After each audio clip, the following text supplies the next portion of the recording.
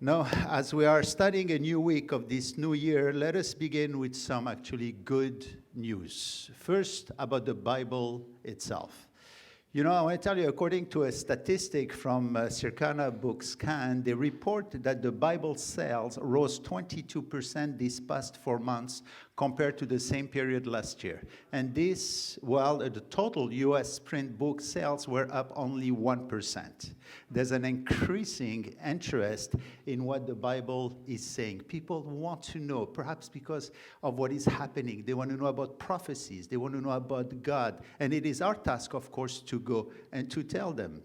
And we can feel this trend, by the way, right here at Beth Ariel with the evangelical team, the prayer team, which the evangelical team actually has been distributing Bibles and giving pamphlets and having some very interesting conversation in these past few months. Just this couple of weeks, by the way, 6 people made confession, and we were blessed as well to witness 2 of those confessions made right here at the congregation. There was one Jew and one Gentile. Isn't that great?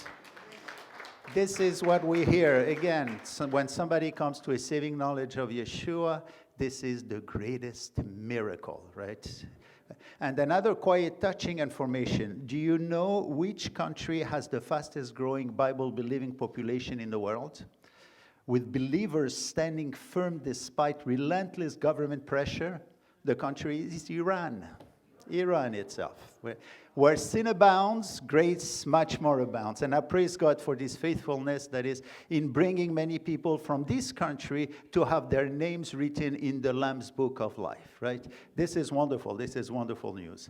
Another believing population, Christian population that is growing is in Indonesia, even in the face of increasing restrictions. We remember that Indonesia has the world's largest Muslim population with 87% of its population being Muslims.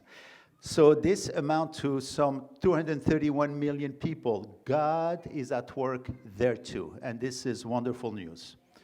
Now, these statistics, of course, come with other negative news. One of them concerns the evangelical churches in the Western world. We learned that there are less and less Christians that are going to congregations, they are going to churches. From about 50% in the 70s, there has been a drop to about 30% this past year. Right? This may be due to the constant and increasing attack on the values of the Bible.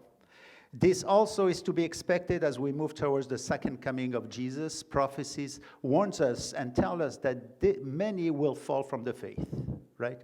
Because it's going to be harder and harder to actually defend the faith and even to say that you are a Christian. Another thing that prophecies warn us about is the rising dislike and persecution against those who believe the scriptures. Today, in many cases, we need again to be bolder to say we are Christians. They say that they face oppression in more countries than any other faith group, with significant challenges in regions like the Middle East, Africa, and Asia. And especially in Africa, many Christians are being persecuted. And there's one country, by the way, I was surprised to see mentioned. It is Nicaragua. According to the International Christian Concerns, they say that persecution against Christians was worse there than any other countries around. And what is not surprising is that just last October, this country broke its diplomatic ties with Israel over the war of Gaza. See how the two, persecution of the Jews and Christians, persecution of Christians, will go hand in hand. They are and they will be. One more piece of news that is so fitting to the end times. This past Christmas season, Pope Francis doubled down on his condemnation of Israel's strikes in the Gaza Strip. His words were very condemning. He said, and I want to tell you what he said in a public prayer.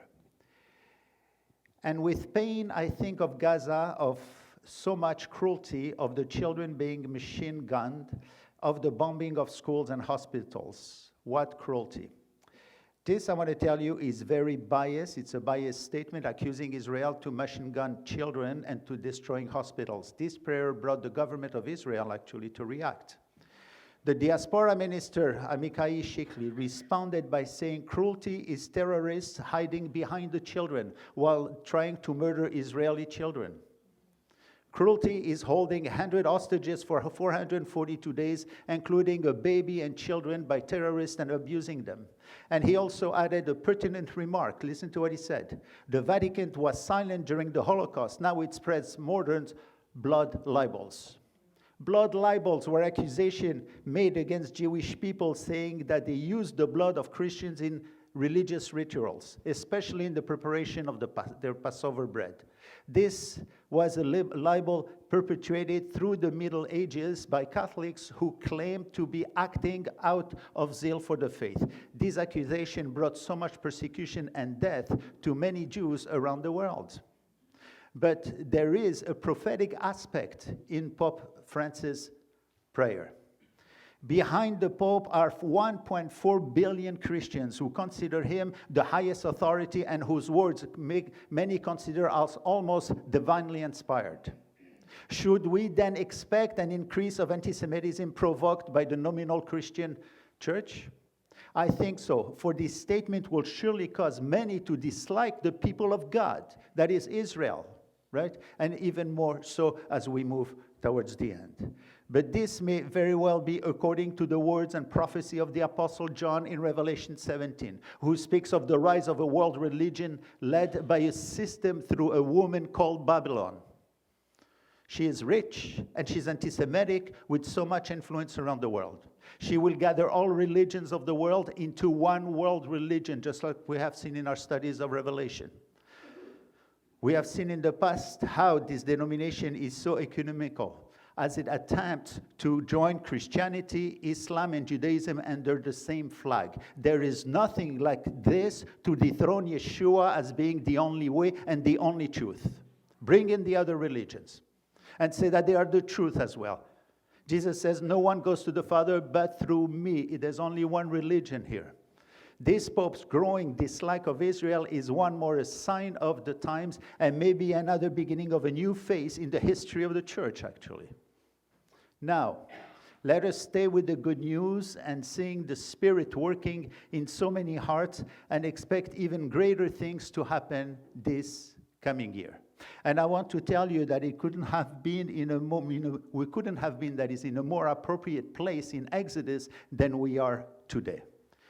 It was not planned, but it is so suitable and relevant as we see in there a powerful call to everyone to walk with and to be closer to God as we go on. And we will also see such generous blessings poured on those who actually love God.